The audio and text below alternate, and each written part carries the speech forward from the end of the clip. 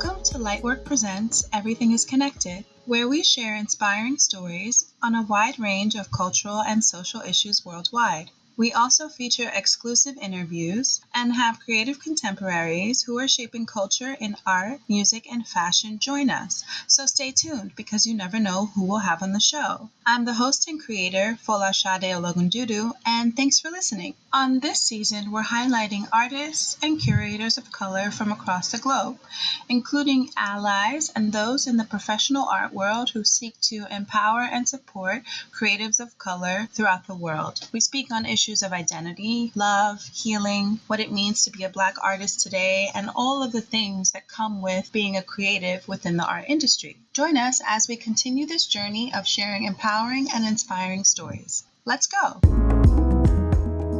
On this episode, we're joined by Patrick Quarm, the Ghanaian-born painter who received his MFA at Texas Tech University and undergraduate at the Kwame Nkrumah University of Science and Technology in Ghana in 2012 with a BFA in painting. Quarm's work focuses on cultural hybridity and the ideas of transient Black and African people straddling the world of multiple cultures. From his experiences growing up in post-colonial Ghana with the influence of foreign rule firmly rooted in the modern Ghanaian society, to the life of an African man living in the Western world in the U.S., and more specifically in a state like Texas. We discussed his love of history and a deeper knowledge of his roots, to his signature use of Ghanaian fabrics and his distinctive style of painting directly on these textiles. Let's dive into our episode with Patrick Quarm on history, heritage, and cultural hybridity. You have a brand new solo show at Albertz Benda in Chelsea on view until October 3rd. Can you tell me a little bit more about your show? I was given this show, I think, a year ago, early last year, 2019. So it's like I've had the time to kind of like think about it, figure out what I wanted to do. And with the title of the show, Salvage Imperial, it's an idea that I got when I was in graduate school. But you get these ideas and you write it in your diary and you wait for the right time to kind of like present it or cook it up. That's what happened with this whole show. But it's I've always been interested in social evolution, cultural hybridity, cultural third space, and the Black body or the African living within that third space. Basically, this show is an extension of that idea. I focused on the memories that my dad shared with me when I was growing up. He grew up in post-colonial Ghana. So growing up, my dad will, when he meets with his friends, when I'm amongst them, they'll start saying stories of the past and they'll be like, hey, do you remember this? This is how things used to be during this era, during the era of this Western leader, that kind of thing. Oh, do you remember when the Queen came to Ghana, Queen Elizabeth, and how things were, how the reception was, how it influenced the culture in the country. So all these things came together. And for me, hearing these stories, growing up and having them at the back of my mind, it's kind of like it shapes you. The word salvaging is looking at my experience as a young man, moving through the world, experiencing the world, traveling to countries and adapting to cultures. Taking my experience, looking at the stories that my dad told, and I'm kind of like reaching back into my dad's memory. For me, it's like I'm salvaging, digging for something which is in the past, but it's also relevant in the present, And the other word, which is imperial, I use that to reference the Black body or the modern African. I remember I read somewhere that Africa's history was interrupted through colonial influence. And some people go like, why do Africans talk about this all the time? Right? It has been something that has come to stay and it has shaped who we are today. So in order to talk about the African, you have to start talking about the colonial, the post-colonial. For me, the imperial references the modern African. I use that to reference the modern hybrid, how this hybrid has been able to adopt or been influenced by many cultures, but yet still have this kind of like significant definition of identity and who they are. So that's where the whole idea of salvage imperial comes from. I completely understand.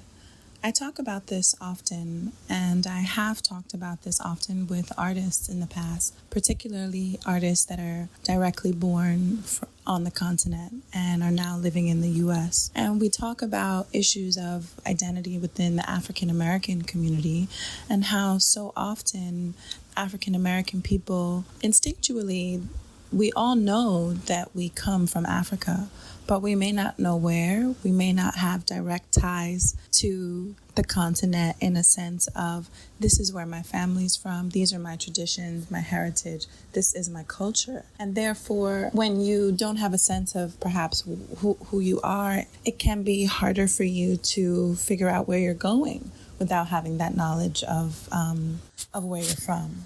I mean, knowing where you come from gives you a sense of center or a place of belonging. But when that is taken away from you, you become this wandering individual who doesn't really have a base, you know. So even we Africans during that era, culturally, if you read some of the old books, it talks about how primitive the culture was.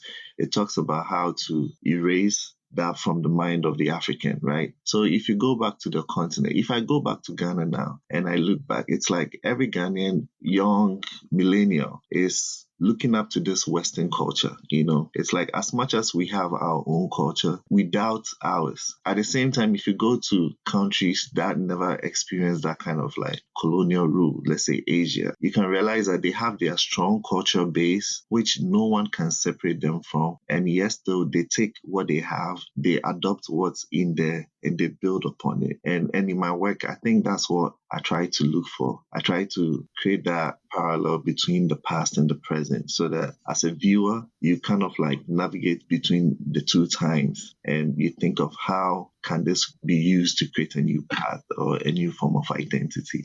Do the themes of this current work explore new ideas and concepts you haven't touched on before, or are they foundational? They're definitely foundational. And over the years, when I was in graduate school, I had this idea. One of my professors said something, and he said that if you look at the old masters from Van Gogh, Cézanne, all these Western painters, and even across the world, right, they take one simple story. In their paintings, they tell the same story in different ways. Every time they are telling the same story, but tell it in a unique, different way, which makes it refreshing. I have that fundamental idea, which is cultural hybridity and looking at the hybrid individual. And the question is, how can I tell this story over and over, but it will be unique each and every time? And each and every time will create a whole new experience and a whole new enlightenment. So that's what I look at.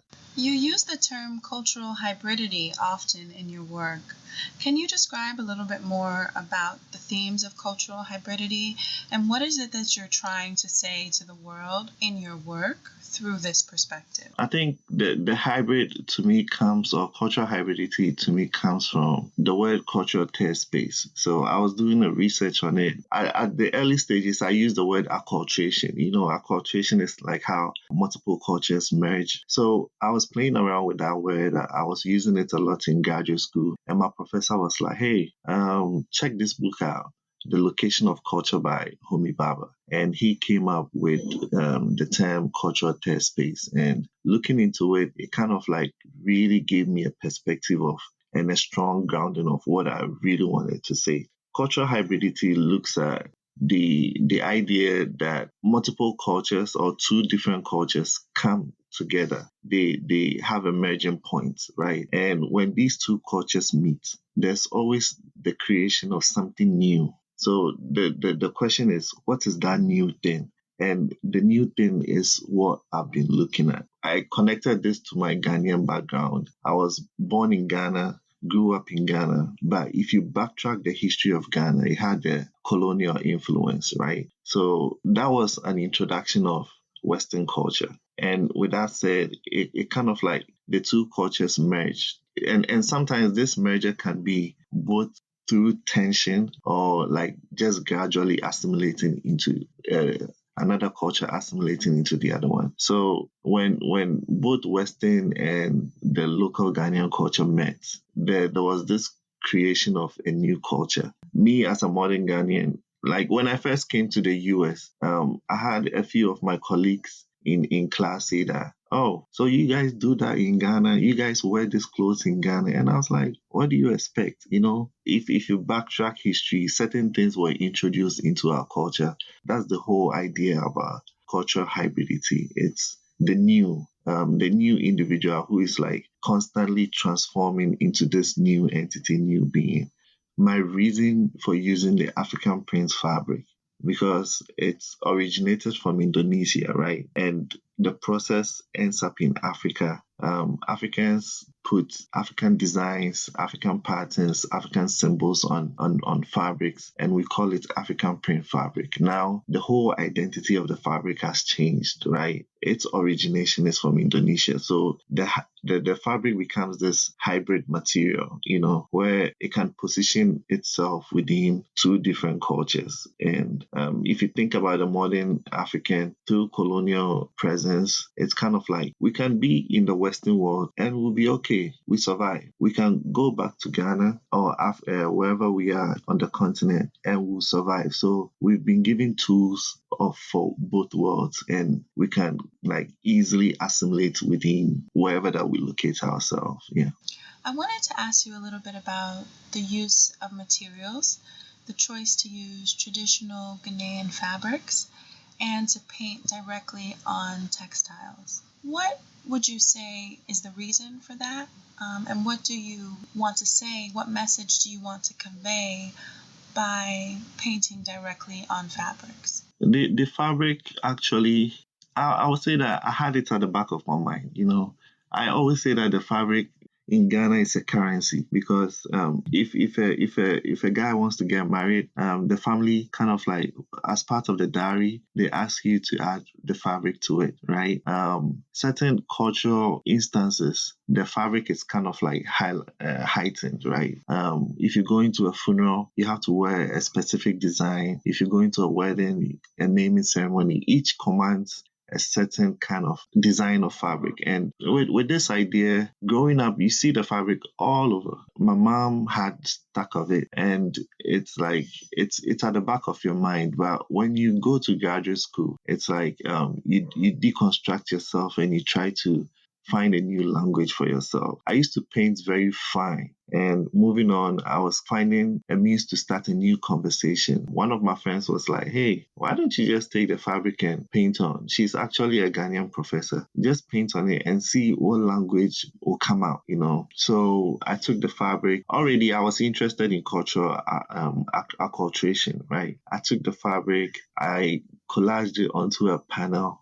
I made a painting on it, and I was like, it's not bad. It looks good. But what am I saying? That's where graduate school comes in. You have all these professors around you, and they kind of like coach me. Look at the history of the fabric. I did. So it kind of like gave me that coaching, that kind of grounds to know about the fabric's history. If Yinka has used it, how different am I using it? And I started really adopting it. I was certain on the fabric, and later the process, how am I presenting the fabric to my audience, right, also came in. So I always say that it's central, because many people think that it's because of the bright colors and patterns, but that's secondary. The main thing is because of its history. Coming from Indonesia, ending up in Africa, the fabric has become this like hybrid material. And talking about my story, born in Ghana, living in the US, or working or moving in between Ghana and the US,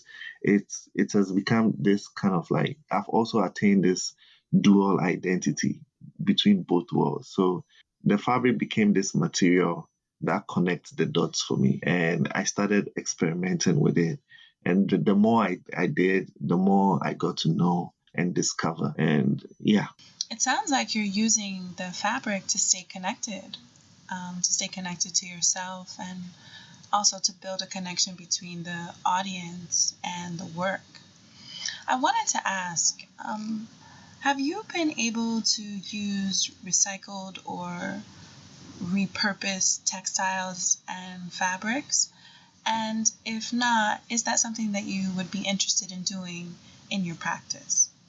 I have before, but not like for a long stretch of time. But with the sourcing of the fabric, um, I get it. I always make sure that I acquire my fabrics from Ghana. When I was in graduate school, I was getting them online.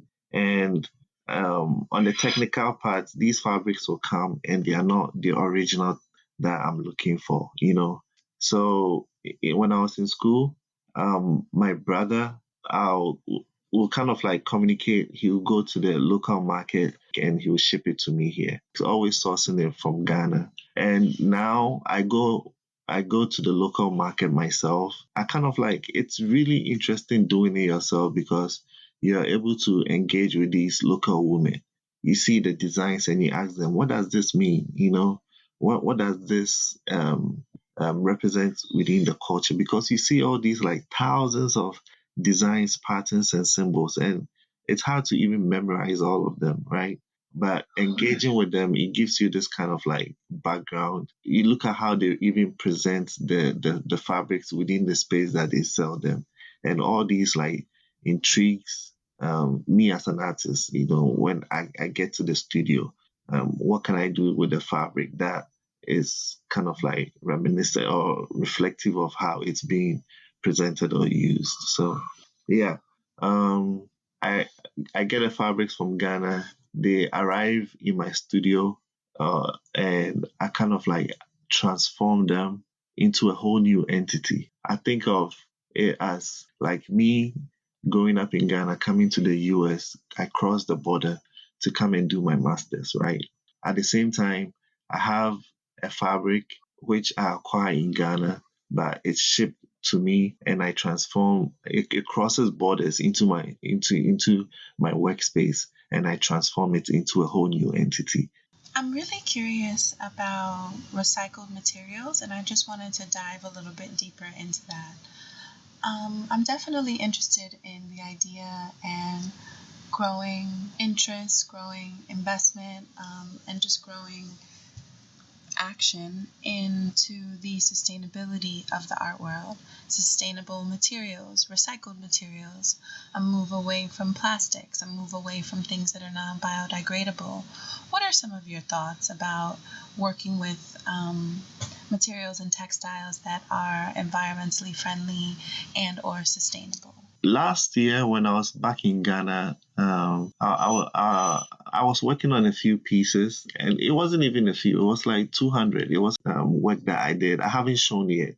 Sometimes you hold on to certain works in the future, then you show them. But what I did was, and sometimes when you lack something, it makes you become innovative, and that's one thing that I like about growing up on the continent because you are always thinking smart. Okay, I don't have this. How can I make the other thing work for me? So I went to the local fabric store. I got these huge fabric pieces, and these are you know how we say that, or it said that the waste of the West ends up in Africa. They are high quality fabrics, but waste over here. I ended up using these kind of like we usually call them faux. That's how we call it. I bought a bunch of them, and I transformed them into canvases, and I worked on them, and the result was really awesome.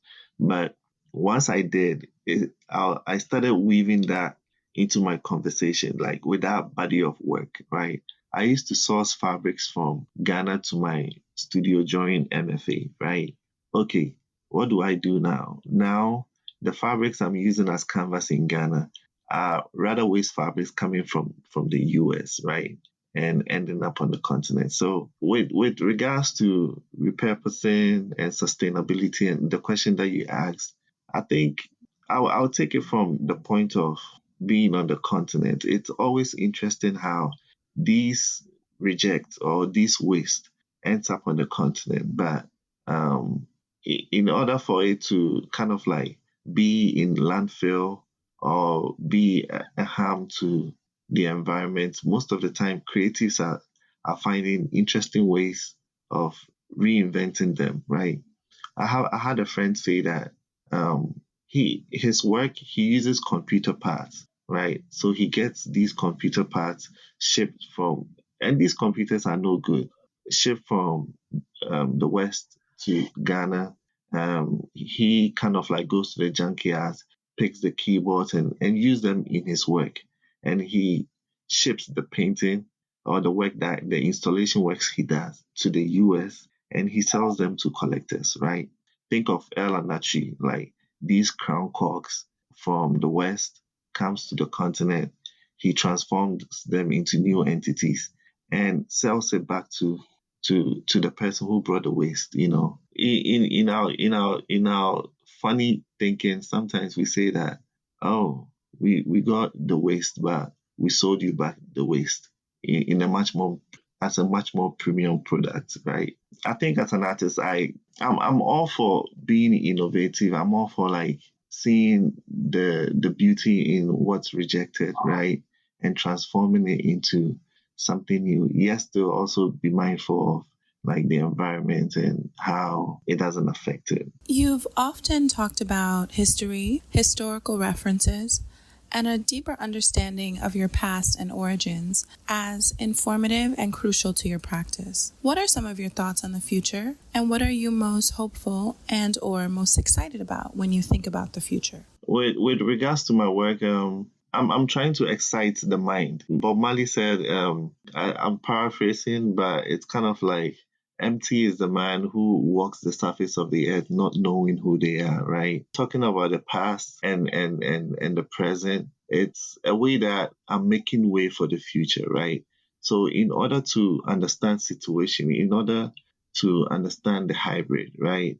When I was in graduate school, some of the questions that I was being asked by my colleagues, in my mind, I was like, it seems they don't understand who I am as a person. So how can I use my work indirectly or in a smart way, talk about who I am? You don't see an individual in the present and think they are who they are as the present has defined them, but they've been through a certain past and a certain history, which has shaped them to becoming who they are, right? So I think my hope is for the future to um, kind of like come up with a path or create its own path, create its own blazing trail by yes still acknowledging um, um, the narratives of the past, right? Not dwelling on it as this is it, but just being aware of it, because those who forget history repeat history. History is always buried in our minds, and we can't afford to kind of like downplay it, but we have to be aware of it, right? Um, so let me give you a scenario. Um, Growing up in Ghana, right? Ghana went through this like historical past and everything. Now, um, one writer said that the consciousness of Africa is dead because these events are not being taught in school, right? But when I came to the US, I even started discovering more about my past more than when I was in Ghana, right? Because um, in the system here, it's kind of like it positions you to discover more or go to the library to read more to kind of like understand more. Yeah. So and for me, it's kind of like it made me understand or have a futuristic perception of me what yes still trying to understand or yes still having more knowledge of what has been or what has gone on. So for the future, it's my hope to create this kind of enlightenment with my work to make people become aware, to make people know, to make people understand, whilst they like the future is being carved. And whilst it's being carved, there's always that awareness of the past and using that, in constructing the future. Yeah. Can you describe your thoughts, reflections, and experiences with COVID and the Black Lives Matter movement that's been sweeping the globe? Oh, that for me that was a rough moment. Um, I think it's interesting because you get to see all these things happen in the world. You get to use your work to address all these issues in a smart way, in an intellectual way. Like someone said it beautifully that artists we kind of like don't cause change, but we start conversations with our work to it's like the paintings that we do start this initial conversation, and through that conversation change happens, right? So seeing all the Black Lives Matter, what happened with George Floyd and all those stuff, I think for me it hit hard, really hard, because um, here I am talking about this guy or this black entity walking through the universe, right? And as much as I'm walking through the universe, my identity is transforming, is shaping the world around me.